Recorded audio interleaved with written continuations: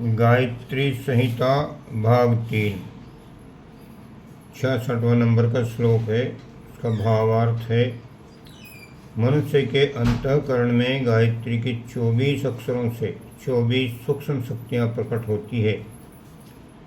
67वां श्लोक है, अमंगल को करने वाले जो मुहूर्त अथवा योग दोष हैं वे सब गायत्री के प्रचंड तेज से भस्म हो जाते हैं।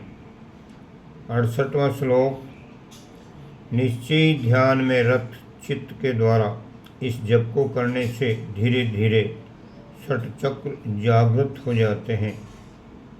69वां श्लोक है, जब ये षट चक्र जागृत हो जाते हैं तब मनुष्य को इन चक्रों के द्वारा 6 सिद्धियां प्राप्त होती हैं। 70वां श्लोक है, गायत्री मंत्र से विधि पूर्वक किया गया अग्निहोत्र सभी अवसरों पर विद्वानों ने शुभ माना है। 71वां श्लोक है, जब कोई मनुष्य विपन्न यानी सूतक, रोग, अशोच आदि अवस्थाओं में हो तब तक मौन मानसिक गायत्री जप करें। 72वां श्लोक है, मनुष्य को चाहिए कि वो गायत्री साधना से प्राप्त हुई अपनी शक्ति को संचित रखे। बुद्धिमान मनुष्य कभी भी उन शक्तियों को छोटे कार्यों में खर्च नहीं करते।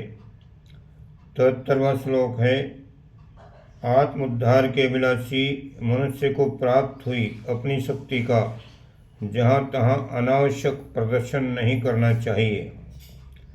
74वां श्लोक है, आहार में, व्यवहार में और उसी प्रकार मस्तिष्क में भी बुद्धिमान साधक को सात्विक होना चाहिए।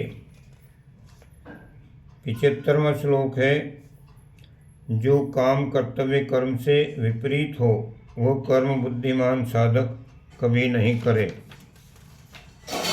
67वां श्लोक है, 76वां श्लोक है, इस साधना के पीछे आदिकाल से लेकर अब तक के असंख्य मनस्वी साधकों का साधन बल शोभित है।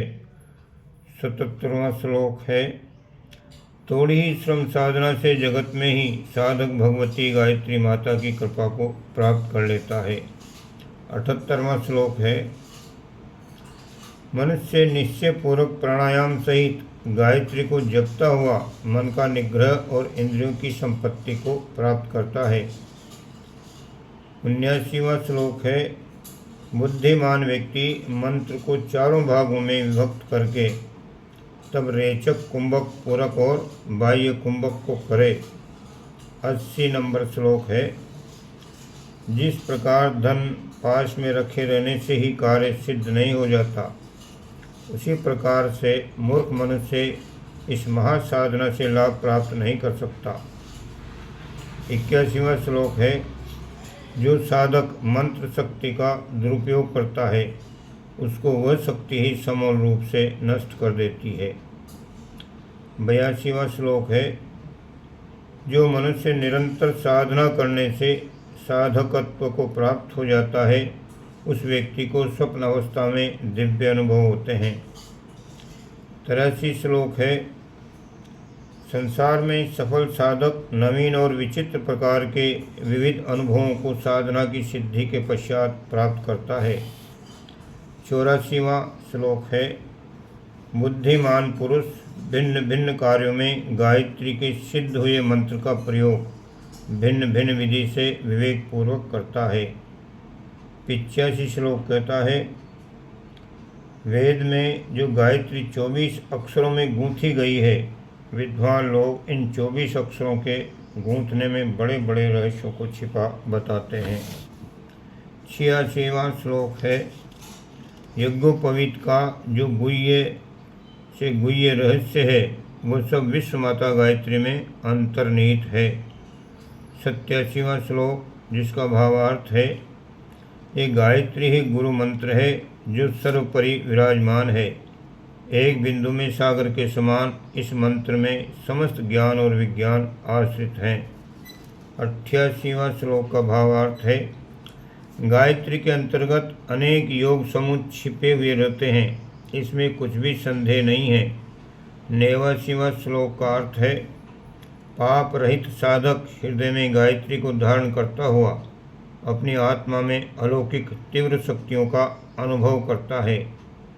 90 श्लोक का भावार्थ है, उसको थोड़े ही प्रयास से ऐसी ऐसी बातें विदित हो जाती हैं जिन बातों को सामान्य लोग जानने में समर्थ नहीं होते।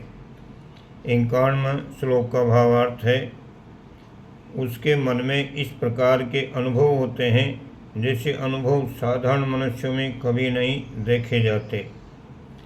52वां श्लोक का भावार्थ है, ब्रह्म ज्ञान के प्रसाद को जो लोग दूसरों को भी बांटते हैं वे मनुष्य निश्चय ही अक्षय पुण्य को प्राप्त करते हैं।